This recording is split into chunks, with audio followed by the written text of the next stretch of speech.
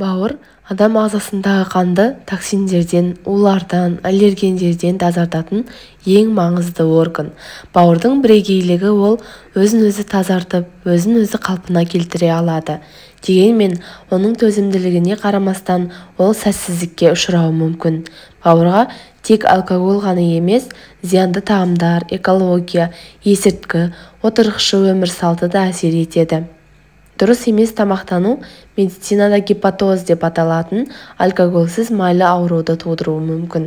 Сонымен қатар, аурудың алғашқы кезеңдері толығымен асимптоматикалық болып табылады, бірақ бауырдың проблемаларын көрсететін кейбір белгілер бар. Бұл оң жақ гипохондриядағы ауырлық, шаршаудың жоғарылауы, өнімділіктің төмендеуі, ұйқының проблемалары, тәбеттің болмауы, жүрек айнуы және ауызда ащы сезім. Алғашқы ауруларда дереу дәрігермен кеңескен дұрыс. Алдымен каналыма жазылып, лайк басып, пікір қалдыруды ұмытпаңыздар. Маңызды органға зиян келтіретін негізгі 5 өнім. Бауырға ең үлкен зиян әрине ол алкоголь. Бұл көпшілікке белгілі. Алкогольді сусындар бауырды 2 есе жүктемемен жұмыс істейді. Ал егер алкогольді газдалған сусындармен біріктірсе, онда жүктеме одан да артады. Этил спиртінің әсерінен гепатоциттер өледі. Тотығу, тотықсыздану процестері бұзылады. Алкоголь ыдырауының улы өнімі жинақталады. Нәтижесінде қабыну дамып, бауыр жасушаларын дәнекер тінімен ауыстыру басталады. Алкогольді шамадан тыс тұтыну бауыр циррозын тудырады. Екінші ол тұз. Қытай ғалымдарының зерттеуі бойынша тұзды шамадан тыс тұтыну бауырға зиянын тигізеді.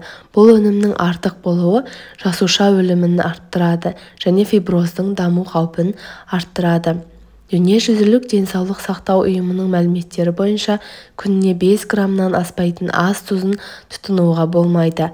Бірақ әдетте адамның диетасында ол көрінгеннен гөрі жиі кездеседі. Өйткені адамдар тұздың көп бөлігін дайын және өңделген тағамдардан алады. Мысалы, шұжық, ысталған ет, ірімшік, консерві, чипси және басқа да көптеген өнімдерде жасырылады. Үшінші өнім қант. Қант бауырдың денсаулығына да зиян, өйткені ол барлық дерлік өнімде кездеседі. Қант десерттерде, яғни кондитер, печенье, торттарда, соустарға, ыңғайлы тағамдарға, сүт өнімдеріне, нанға, дүкен шырындарына, жылдам таңғы асқа кіреді. Газдалған сусындар әсіресе зиянды. Газдар қант және бояғыштардың қосындысы бауырға 3 есе соққы береді. Қантты шамадан тыс тұтыну бауырға жүктемені арттырады. Осылайша оның жұмысына кедергі келтіреді. Неғұрлым көп тәтті жесеңіз, ағзаңыз соғұрлым көп инсулин шығарады. Оның артық мөлшерімен ол майда сақталады. Бауыр жасушаларында глюкозаға әрқашан жеткілікті орын болмайды, сондықтан ол майға айналады. Бұл майлы бауыр ауруларының қауіп факторының бірі болып саналады. Төртінші өнім ол майлы тағамдар.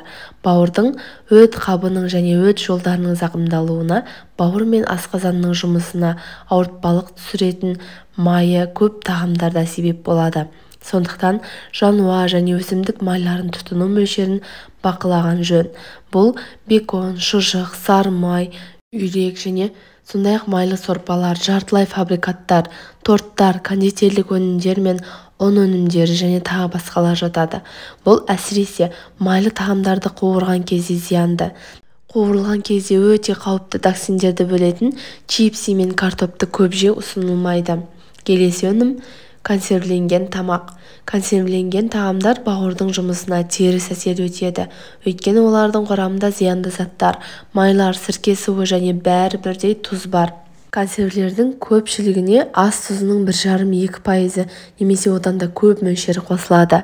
Bir банка балық, ет немесе көкөніс консервілері натрийдің күнделікті қажеттілігін өтейді екен.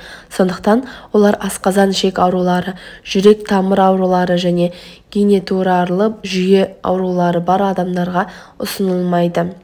Сондай-ақ консервіленген жемістерді, яғни ананас, өрік, құлпынайды шамадан тыс тұтыну зиянды болып табылады. Олардың құрамында қант пен қант шәрбәті көп. Ол бауыр мен фигураға соққы береді. Бауырдың денсаулығын сақтау үшін дұрыс және теңдестірілген диета маңызды. Диетаға көбірек көкөністерді, жемістерді, жармаларды қосу керек. Және тәттілер мен алкогольді азайтыңыз, немесе толығымен алып тастаңыз. Күніне кем дегенде 3 рет жеуге тұрарлық, бірақ бөлшектеп жеген дұрыс. Тамақтану кезінде тамақты жақсылап шайнап, артық жеуге болмайды. Достар, видео сіздер үшін пайдалы болған болса, каналыма жазылып, лайк басып, пікір қалдыруды ұмытпаңыздар. Келесі видеоға дейін аман сау жүріңіздер.